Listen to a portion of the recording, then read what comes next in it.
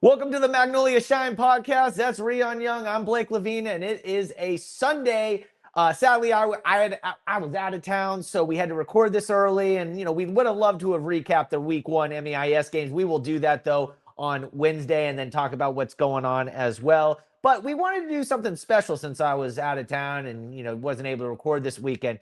We wanted to bring in a good Rod Walker, who was one of the great writers of Mississippi. He still writes, but just from afar. But before we do that, I want to talk about our sponsors.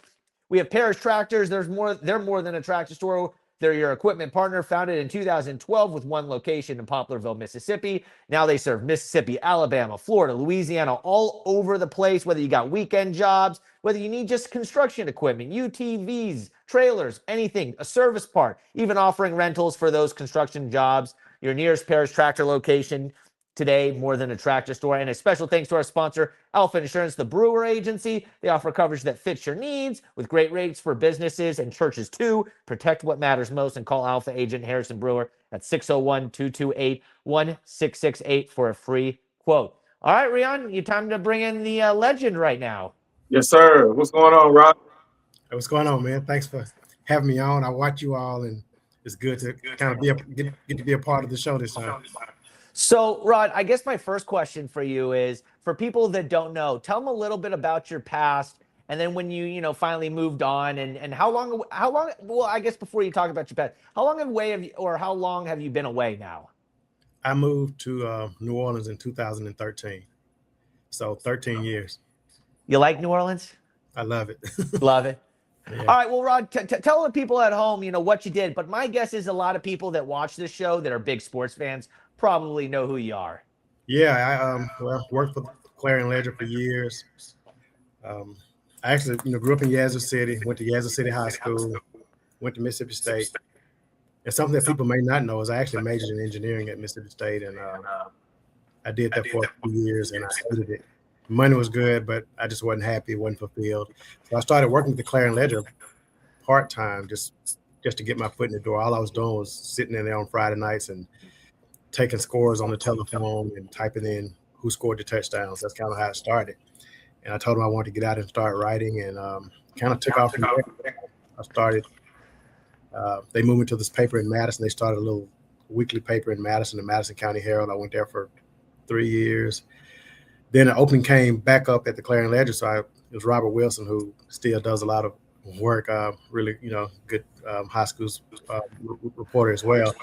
Anyway, he left that and replaced him basically, and stayed there for about 2003, 2013. And got a chance to see some really good high school athletes come from Mississippi at that time. Rion, you want to hit him with the next question? What's that? I know. I was saying, you got a question for Rod. Oh yeah. Well, yeah, man. Who? I thought you had like a specific question. No. One of the good things I want to know, in your time, who's one of the best prospects or best players you came across and covered? We're gonna do football. Yeah, football. Yeah. Okay. And I had a coworker named Todd Kelly, and we stay in touch. People here, they kind of always associate Todd with me. It was always like Rod and Todd doing the high school sports during that time. And we still talk about it to this day. We text all the time. And both of us will still say to this day that Tig Barksdale from South Panola was the best player that we covered. He was really phenomenal on both sides of the ball. The one game that I always remember about Tig, and Todd and I would always have to flip a coin on who was going to cover the big game. And they were playing Olive Branch in the North Half State Championship that year, the semifinals. I think it was still 5A then. I don't think it was 6A. But anyway, yeah, this 5A State semifinals, and that's the night that Tig ran for 399 yards. I'm sorry. Wow. And he had 12 tackles, and he had an interception. Tell you, man. Olive Branch was really, really good. And I remember Coach Poe, he was coaching that year, and I was, high school reporters, you're on the sideline, you're keeping the stats, and Coach Poe would come kind of check with me to see how many yards Tig had. And at the end of the night, he had 399 yards. And I don't know if that's still the state record for the large classification, but it was it's a performance I'll never forget. Tig was really something special. That's really interesting because 399. I can think of one off the top of my head. I mean, we watched Suntarian Perkins go for about 350 and about 10 tackles in the state championship, which was funny because, Rion, if you remember, Lane Kiffin was in his Ole Miss hat, and next to him was Pete Golding in his Alabama visor, his Alabama hat. Yeah, I remember and they were both sitting there trying to recruit Suntarian Perkins, only to find out, Lane would end up hiring Pete and moving on. So, Rod, you talk about Tiggs Barksdale. That's funny. He obviously never lost a game. But were those teams that he was on with South Panola, were those just the best team you ever saw? Yeah, I mean, we'll never see anybody, run off 89 straight wins again. I mean, it's just not going to happen. I was there tonight when that streak ended against Meridian. And I remember that game, going to that game, I remember Todd and I, we had this column. We both had a column. We picked our respective. I picked Meridian and he picked South Panola. I just kind of felt like they had Tyler Russell, who was a phenomenal quarterback at Meridian. And I thought it was time for that streak to come to an end, and it did. And, it's a game that everybody who was there that night will never forget. I mean, it went into overtime and just an incredible game. The Louisville Jamboree that year when Meridian beat South Panola in the state championship to break the streak, the Louisville Jamboree that year was Louisville, South Panola, and Meridian. And all three of them played in the state championship that year, and Louisville won. And clearly Meridian won. You know what I'm saying? I miss those days right there. You know what I'm saying? When you would have jamborees like that. Yeah. Oh, that was the year with Denias Timms and Dennis Timms and Clay Moore. Yeah. Clay Moore, yeah. They were all on, because him and Tyler, they were all on that Dandy Dozen. Both scores were 21-14. Meridian beat Louisville 21-14 that night in the two quarters, and South Panola beat Louisville 21-14 that night in the two quarters. Yeah, that's South Panola, and I think the South Panola and Meridian game that night was like Meridian winning 21-20 or something like that. Yeah, it was something like that. Yeah, that sounds about right. Yeah. Mm-hmm. As somebody that's from the Yazoo area, what was it like with Fletcher Cox? Well, I'm much older than Fletcher, obviously, but I just remember the year he made Dandy Dozen. I went down and I did the big story on him when he was getting ready to go into the draft. But he was a really special player. I mean, we kind of knew about him. Yazoo City had not, for the most part, just it's not a football power by any stretch. But they had some really good players to come through there. They had Fletcher. They had this running back Desmond Johnson, who went to Southern Miss, who ended up getting hurt in his senior year in a game against Canton. But he was going to be a really special player. And he had a solid career at Southern Miss, but injuries kind of derailed him. But that was a good time for Yazoo City sports, for Yazoo City football. Rion, you want me to take this next one, or you want to ask him one? No, you go ahead. All right, a player, and I'm sure Brooks, who's our producer, he's in the back. He's a big Southern Miss guy. And there's a guy that gets talked about all the time by people that I feel like sometimes doesn't get his, just due. And I'm not someone that saw him, but you saw him, and that's DeAndre Brown. How good was a player like him? DeAndre was really good, 5-star recruit. For Southern Miss to even be able to get him was you would never see that now. You're not going to see it again. Yeah, you won't see it again. That's a credit to Tony Hughes, he was on that Southern Miss staff that year, and he was able to get DeAndre. And I mean, he was a man amongst boys. And I know we did at the end of the year, we do a 10 most wanted list, and we do the Dandy Dozen at the beginning of the season, the All-State team, and then you do the 10 most wanted. And I'm pretty sure DeAndre was number one on that list at the end of the season. Everybody in the country wanted him, and for Southern Miss to get a guy like that that tells you how good of a recruiter Tony Hughes is. I mean, that's kind of what Tony does, and he's always kind of been that kind of guy. He was able to get him. Rihanna, I got one more, and then I'll let you go next here. This is an interesting topic, and I hate to put you on the spot on this, and you can answer it however you like to answer it, but I guess you come on a show with media people, so you might get an uncomfortable question. How have you seen, whether it be the Clarion-Ledger or writing in Mississippi, or even we can even go nationally, change from when you first came into the writing scene, where you had a staff, you had a team, that you had a bunch of things, and now kudos to Michael Chavez that does it, but he's by himself for the high school sports in Mississippi outside of them pulling someone to help for maybe a state championship. Yeah, it's tough, man. I know when I was there, I mean, we had 3 people, me, Todd Kelly, and Bill Spencer. We were like the 3 high school writers. And then we had a whole staff of people who were just taking scores, which is how I started off.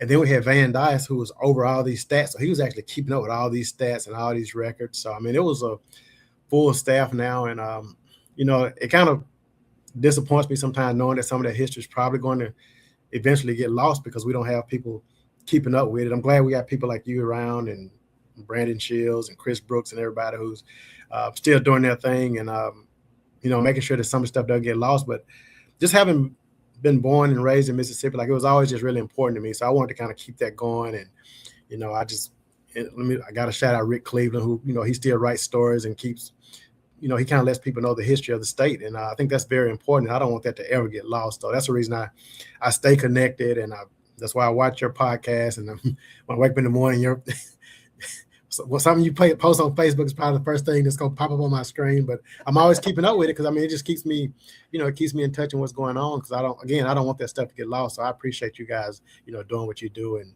making sure that people understand the importance of high school sports in Mississippi because it's very important. I mean, there's no pro teams in Mississippi, so high school is kind of the lifeline of sports there. So it's good that you all are all in on that. And obviously social media has changed everything too because it's just so much information out there, and you can, you know, kind of just get a lot of more information now than you could back 20 years ago, 25 years ago. Go ahead, Rion. Man, I think I'm tapped out, Blake. I think I'm tapped out, man. Yeah, you're just gonna hang out and listen to Rod and I talk. Well, you know, Rod, one of the interesting things is, you know, for me, social media, content creation, podcasting is my full-time job. I don't do anything. I don't do anything else. I mean, Rion doesn't. I mean, this is literally like, this is what I do, and I make I make a full salary. I mean, it's no, you know, I'm not going to say how much I make or how little I make. But nobody gets into sports journalism. What's that? I would say nobody gets into sports journalism to make a lot of money. Well, Stephen A. maybe, but outside of Stephen A. But. Oh, are we talking about Stephen A? This might actually go off the rails here. Yeah. I wish Blake would give me $100 million contract. Oh, I was thinking about the other thing that happened with Stephen A over the weekend. Okay. I don't know. You know what? No, we're moving off the top. I'm sticking away from that one. It's such a blessing to be able to do what Blake and I do. You know what I'm saying? We don't have anybody, you know, on top of us telling us how to do things, and we're able to do things on our own. Like you said, you know, I got the podcast, you know, we got the sports page and all that, as well as the writing.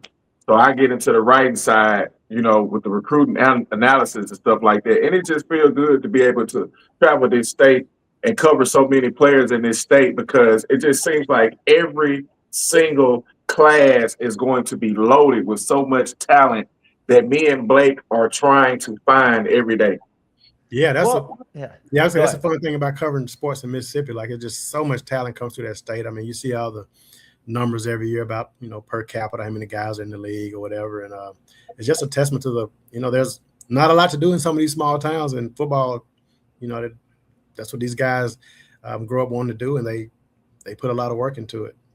Well, yeah, but you know what's kind of fun for you is I bet you know just as much about what's happening in Mississippi now as you did when you were actually writing. I think sometimes when I was in local TV, I was so focused on whatever I was doing at that moment that I lost track of everything else that was happening around me.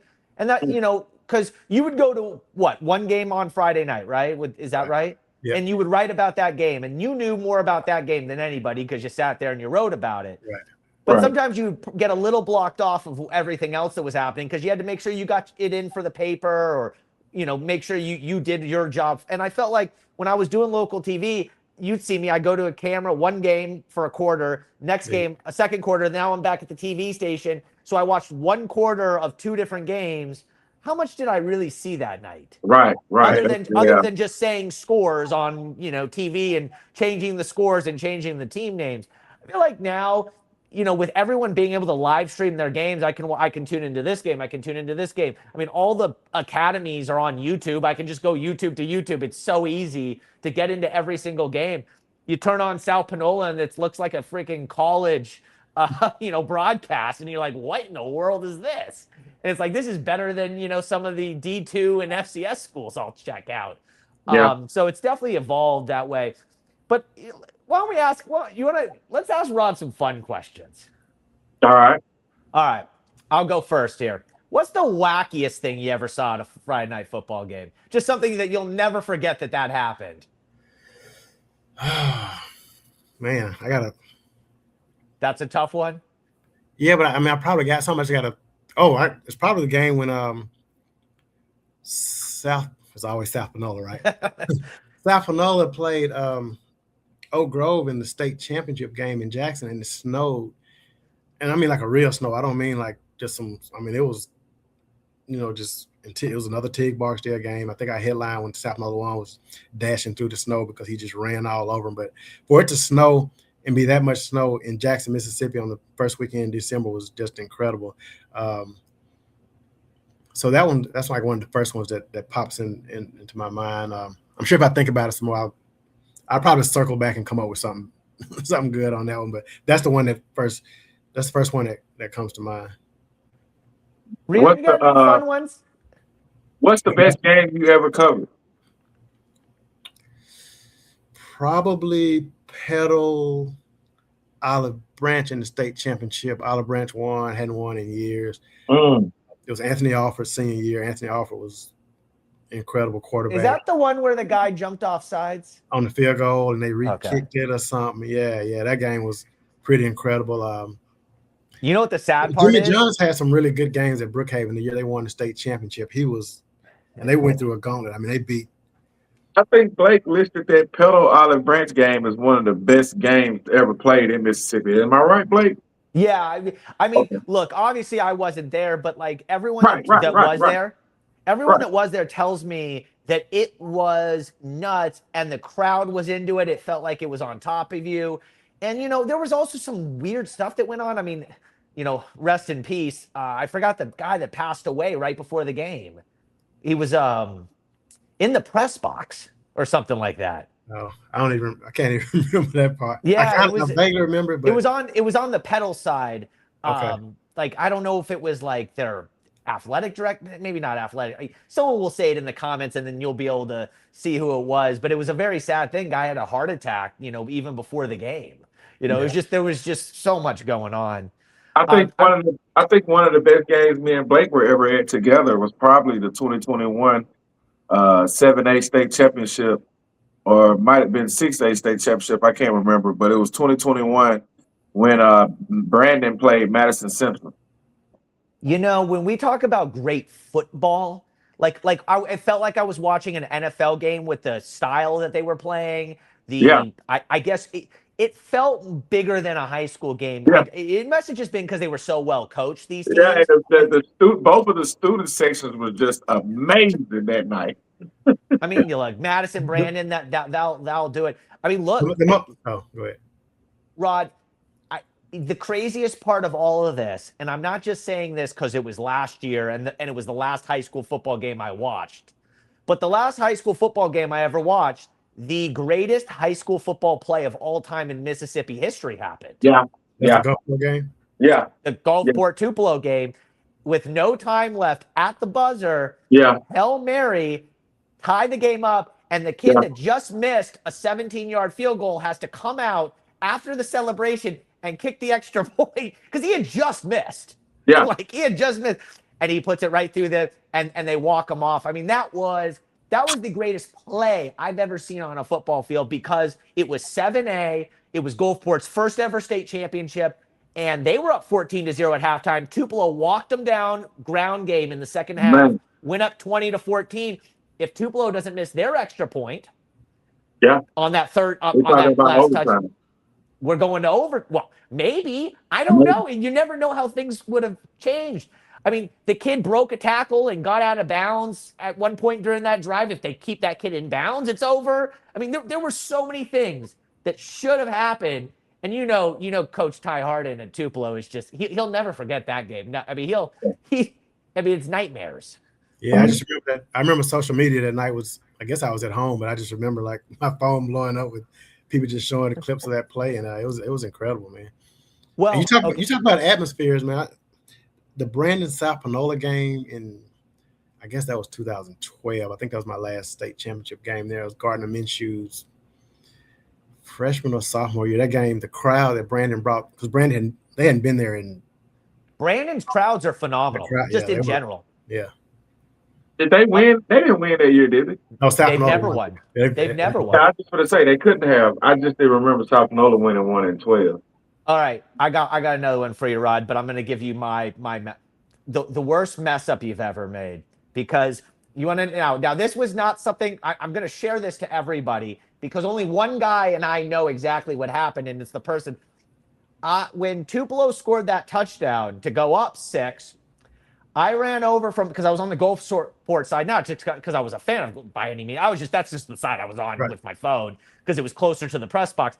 I went over to the Tupelo side. I started taking pictures and videos of all the players, celebrating, giving me signs, all that kind of stuff. And I'm drafting all my posts for, blah, blah, blah, legendary player, wins. And I drafted this whole thing. And I had to delete probably, I don't know, all that pictures I had on my phone. I mean, there are so many drafts of Tupelo did this and J.J. Hill did. And J.J. Hill would be the only one that knew, because I walked up to him and he kind of gave me a smile. I'm taking photos of him. And, whoops, I went a little too early. Yeah. For me, professionally, I was at the Saints-Vikings game, the Minneapolis Miracle. So I had to do a redo on that one. I mean, everybody had their story written, and Marcus Williams makes the tackle and Diggs goes in for the score. But high school, I don't know if I had a big mistake in a game, but my biggest regret is the year, and I think this is also my last year there, picking a Dandy Dozen and leaving off Chris Jones. That was all on me, 100% on me. And it came down.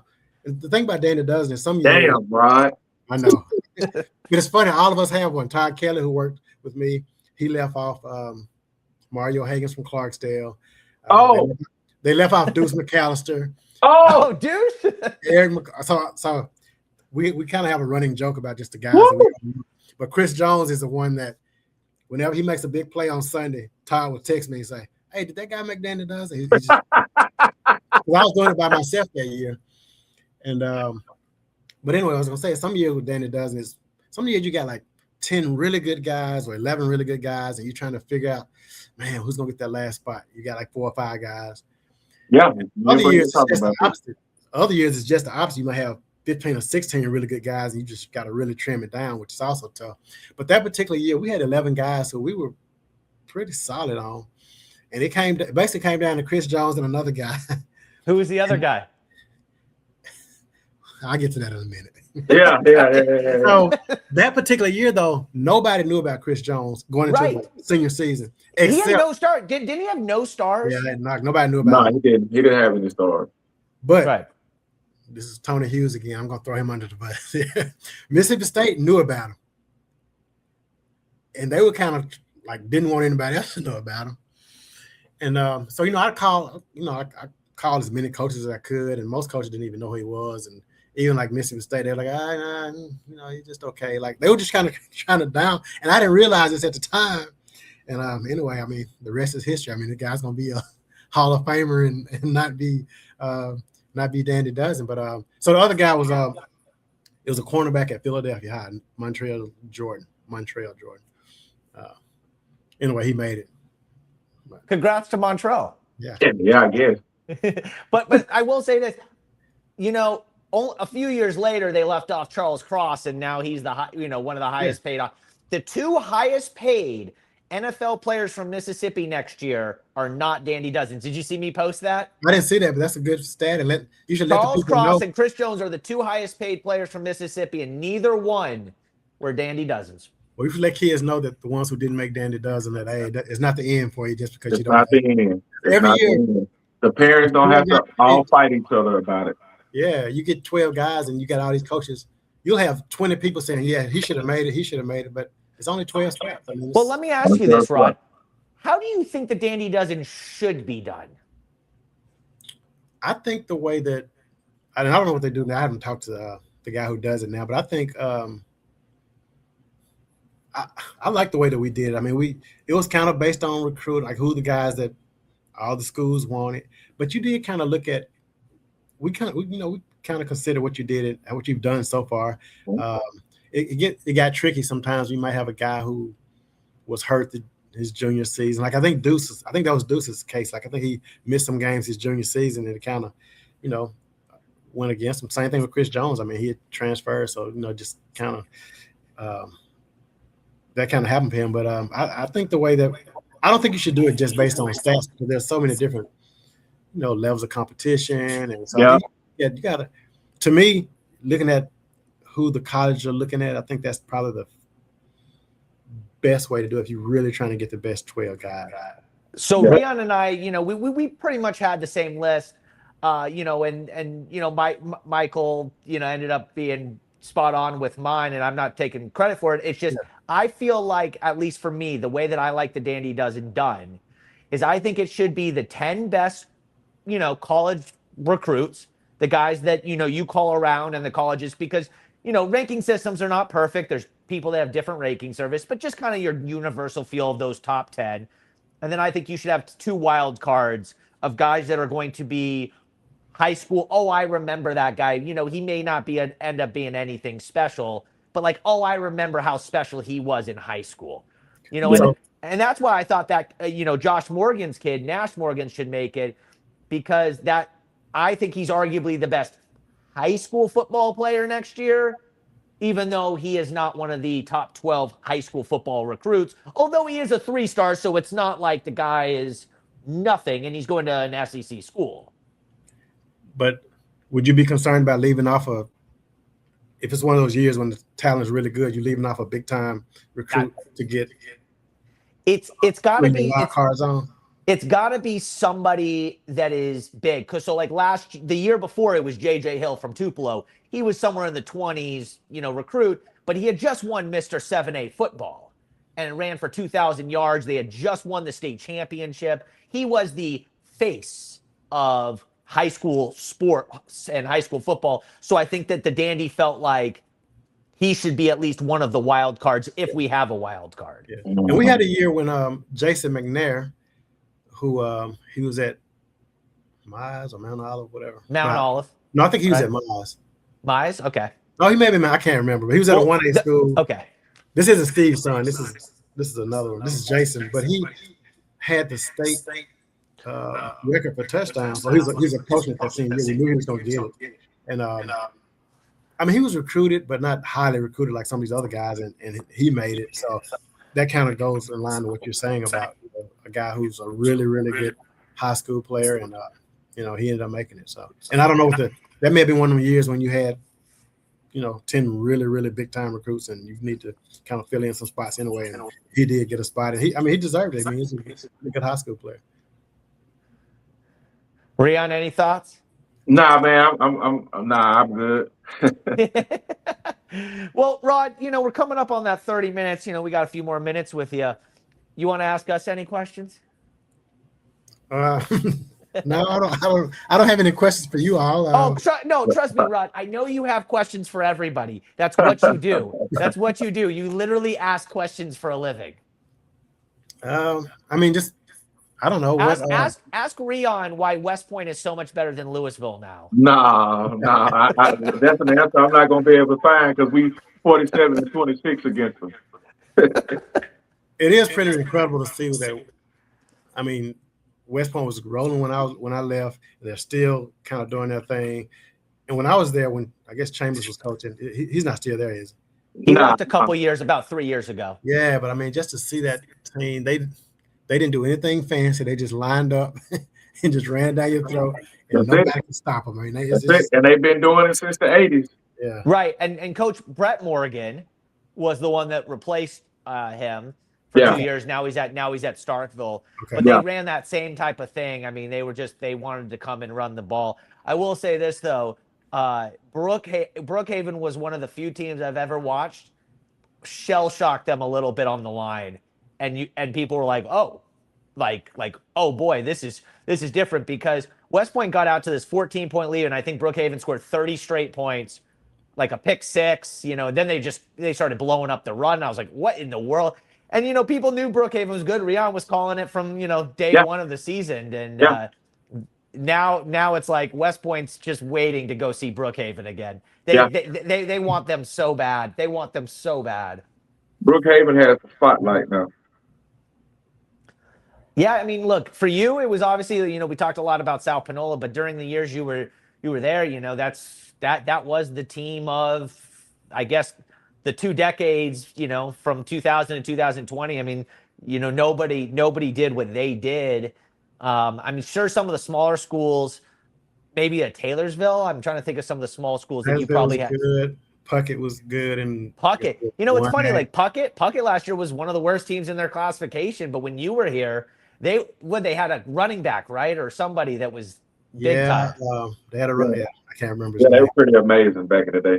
Right. So it's funny how you see the ebbs and flows of these programs. And is this Matt Wells? Brooke said it was Matt Wells. Yep, that's in his backyard. That's around his stomping ground, so he knows what's going on in that area. Brooks. I mean, if Brooks wants to hop on, I bet you he has a question for you. Oh, here he comes. Here I am. So I'll say this: less of a question and more of flowers of it. So I graduated high school 2011 from McGee. My dad grew up in McGee, but worked in the Jackson area at the Forestry Commission building close by y'all. We had every morning that Clarion-Ledger delivered. My dad made me, it was like a homework assignment at his house, made me read the newspaper front to back every day, the whole thing. But where my mind was going was to that sports section. I did not miss a single day, not just because it was required, but because I enjoyed it, of the high school writing and everything, of like, now it's, these kids want graphics made and want Blake to share it on the page. My version of it was seeing, my senior year, I hope I get on top seniors to watch. I wasn't on Dandy Does or anything. Oh, man. Baseball, top seniors to watch. But really on the weekday of it, of the notable performances, what was it called, Rod? What was that section? You had a good game. Yeah, just top performers on. Top performers to like show up in that. Well, the good thing was our coach would turn that stuff in for us, so we had a chance to show up in there. I remember getting so excited about like, I had a good game on Friday with baseball. I hope I show up on Tuesday or Wednesday, whatever that was. So, like, there was that excitement of like turning in and seeing that.